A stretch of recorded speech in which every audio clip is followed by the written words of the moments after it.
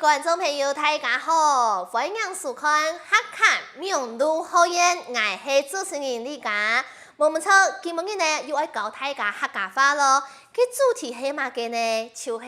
小雞切家。你平常時係用辦來小雞切家呢？今日呢會分享四則當電影下嘅短劇，會教大家啲地位度有懂到詞彙，還講日常生活嘅用語，向下來分享。分片呢，就像應用版的形容也是你係高、係矮、係超，也係皮呢，也係呢啲條路當個會讀到嘅情景詞彙，含個運通、有限嘅法通，也條興趣嘅詞彙應用版嚟寫嘅。當然呢，咪形容嘅像動腦嘢嘅事情啦，含個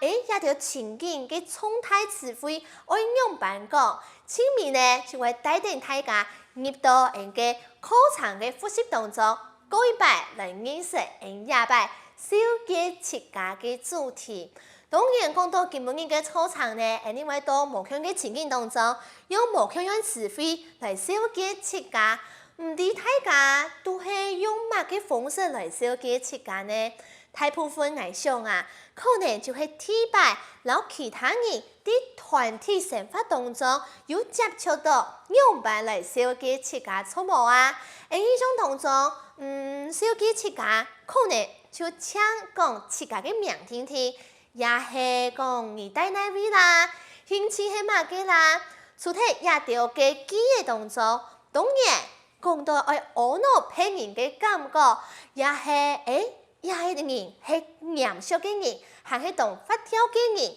都係另外一種自我小雞嘅方式咯。佢生下來，今日有四集當電影下嘅短劇，